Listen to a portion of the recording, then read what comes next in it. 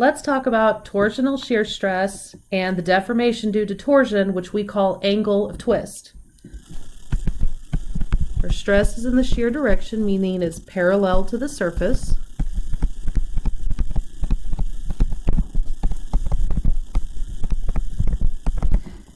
And the equation for torsional shear stress is T rho over J, where T is the internal torque load, rho is the distance from the center of the cross-section, and J is the polar moment of inertia.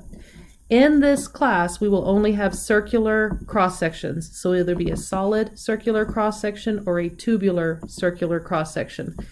Non-circular cross-sectional torsional shear is a real pain, and we can save it for later advanced solids courses. The deformation is axial, but this time it's rotational axial instead of linear axial like we talked about with temperature change and axial deformation due to force. This is going to be rotational axial deformation, which is the angle of twist. We represent angle of twist with a phi, and the equation is TL over JG. T is the internal torque force, L is the length that torque is applied over, J is the cross-sectional polar moment of inertia, and G is the modulus of rigidity. So if I have here a shaft with a positive torque load using right-hand rule applied to it, I have a length of the shaft L and a diameter of the shaft that is equal to 2 times the radius. In blue, I've drawn the unloaded line, which means that the torque has not been applied to this system yet. When I do load the system with the torque T, it is going to deform to the loaded line that I've drawn in red. You'll see here that we have nearly zero angle of twist at the fixed end because a fixed end does not allow any movement. And then as we move along this length L, we increase that angle of twist to a much larger value on the far right, the free end. Looking at this same system's cross-section, I have a circular cross-section drawn to the best of my ability with a radius R, its center at C, and its unloaded blue line is horizontal. As I load the system with my torque T, I'm going to deform to the red line here, where this angle is my angle of twist phi. My distance rho and my shear stress equation is going to be measured from the center here, rho, so that rho is anything between 0 and R. If we think about the shear stress equation, that is T rho over J, we see here that we have two variables, T and J, that are never going to change with the cross-section. Our torque is going to stay the same at that one location, as well as our cross-section's polar moment of inertia, J. So the only thing that is going to change is the distance we are from the center, rho, which means as rho increases from 0 to R, that means the shear stress is going to increase from 0 to the maximum shear stress at the far left in the way that I've drawn this. But I'm also going to have shear stress acting in the opposite direction on the right side, because my pairs of shear stress here need to act in the same direction as my torque. So this shear couple is a counterclockwise couple, which is the same direction as my torque load that's counterclockwise. So here we've got a system with a tubular section A to B. It has an outer diameter of 4 inches and an inner diameter of 3.5 inches. And then we have section BC that is solid with a diameter of 2.5 inches. It's loaded as shown with a negative torque at B and a positive torque at C. Find the maximum shear stress within the system. So I can start with my shear equation, which is T rho over J, and maximum shear stress is going to be at maximum rho, which is going to be that radius, and I'm going to put radius outer, because we have two radiuses for A to B. We have the outer radius and the inner radius. We want that outer one because it's going to be the maximum. Okay, solving for my internal torque at A, I find that it is a positive 125 pound-feet. Torque A. So if I draw my torque diagram, I find that I have an internal at A of 125. That remains constant until we get to B, where it changes to 75. With that 200 pound-foot jump. And then we come back to 0 at C. So our shear stress from A to B is equal to 125 pound-feet times 2 inches all over the polar moment of inertia for a tubular cross-section, which is pi over 2 times 2 inches to the 4th power minus 1.75 inches to the 4th power. My torque is in feet. All of my other lengths are in inches. Throw a conversion in there. And we have our shear stress from A to B is 288 psi. Is that our maximum? We don't know. Let's find out what's going on with B to C. Shear stress B to C is that internal torque, 75 pound-feet. Its outer radius is 1.25 inches. Its polar moment of inertia for a solid circular cross-section is pi over 2 times 1.25 inches to the 4th. Again, we need that foot to inches conversion.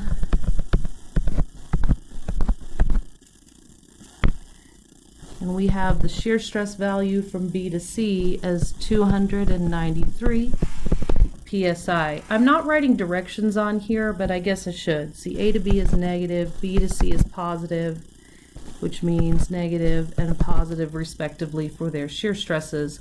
What I'm looking for here is magnitude. And the largest magnitude that I have is the shear stress from B to C. So this is my maximum shear stress. In this example, we're given a tubular cross-section that is loaded with a negative 85 kilonewton meter torque. We have an outer to inner radius ratio of 1.15, and we have a material maximum shear stress of 35 megapascals. Find the inner and outer diameters for the cross-section.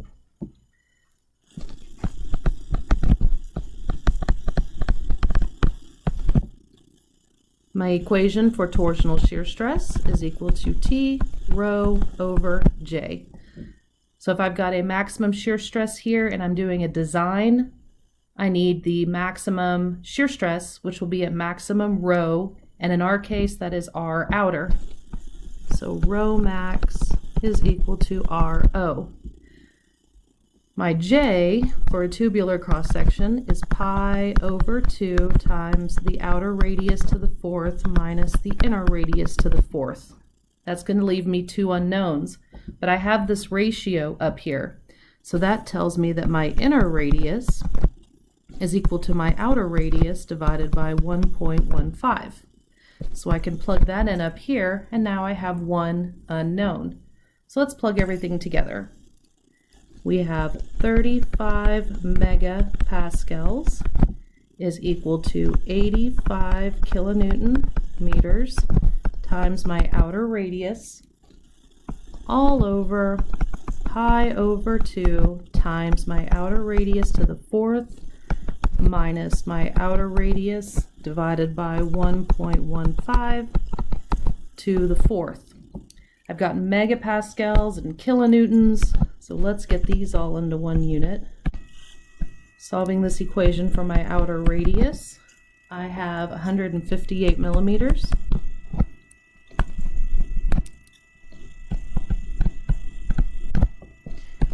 That means my outer diameter is 307 millimeters. And dividing that by 1.15, my inner diameter should be 267 millimeters to 3 significant digits. This next example has another tubular cross-section with an outer radius of 25 millimeters and a wall thickness of 5 millimeters. Find the shear stress on the inner and outer walls if the torque load is 30 kilonewton meters. Our shear stress equation is T rho over J. So our shear stress for the outer is equal to 30 kilonewton meters times 25 millimeters all over pi over 2 times 25 to the 4th minus 20 to the 4th millimeters. We need to do our conversion. Millimeters per meter will be in kilonewton millimeters for everything, and our shear stress on the outer wall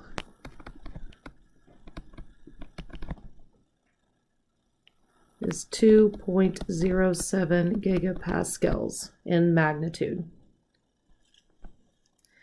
The only change for the inner wall is going to be rho, and we find that the shear stress on our inner wall is equal to 1.66 gigapascals. If we were to draw the shear stress distribution, I'm just going to assume a positive torque direction. Then that shear stress distribution would be acting in the same direction as that torque.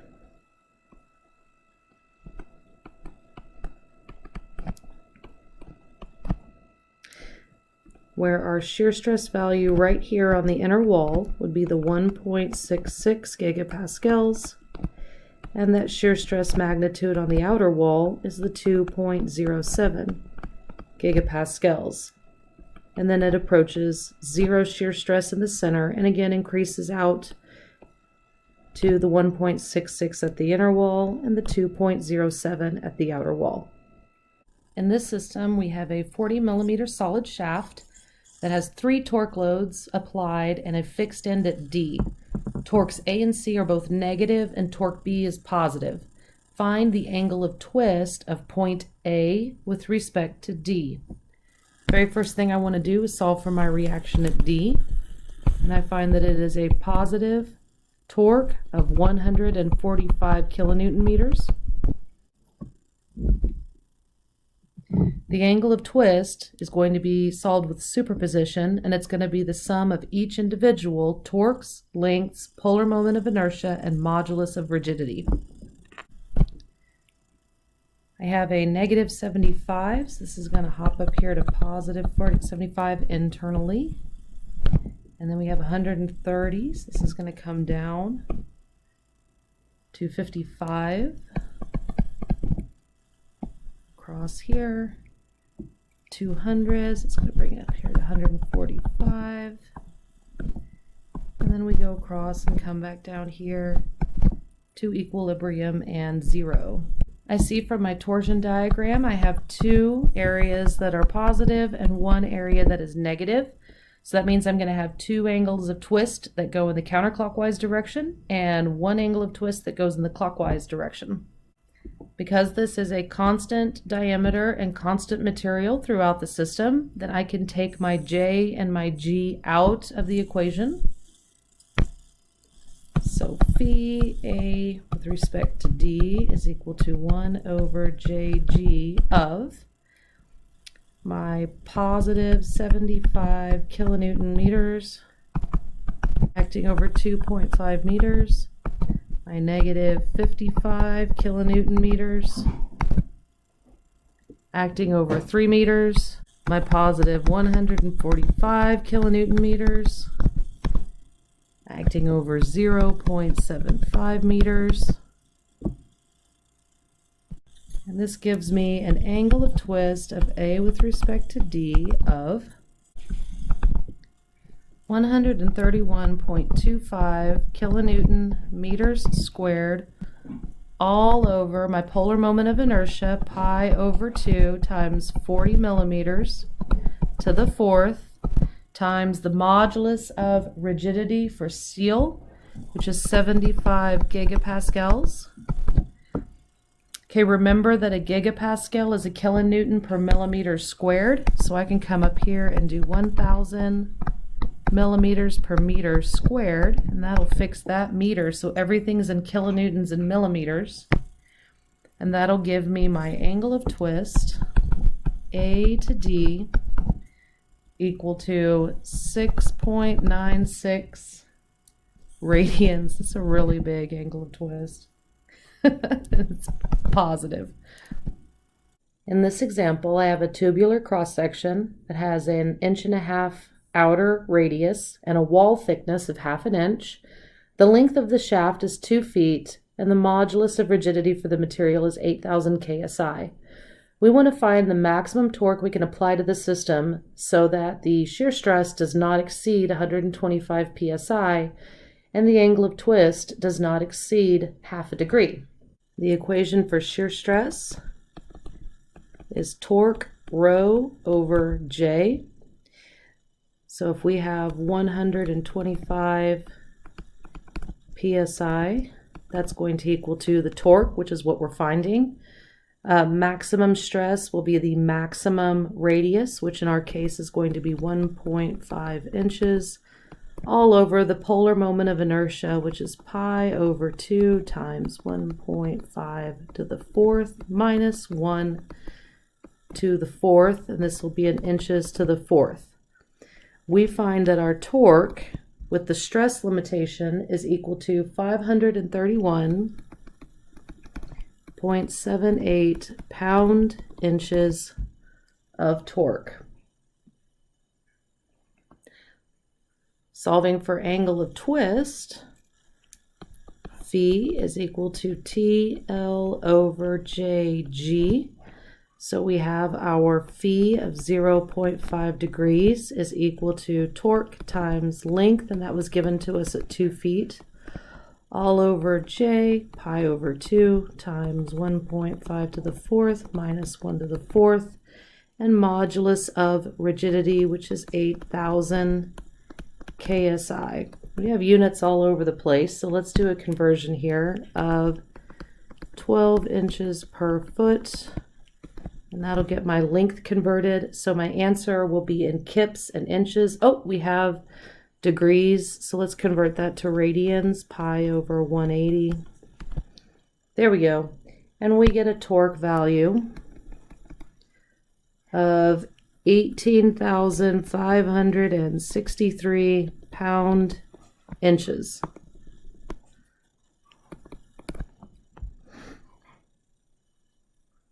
So that's telling us it takes less torque to get to our stress value than to get to our angle of twist. So our maximum torque value is going to be this 532 pound-inches because it's the smaller value.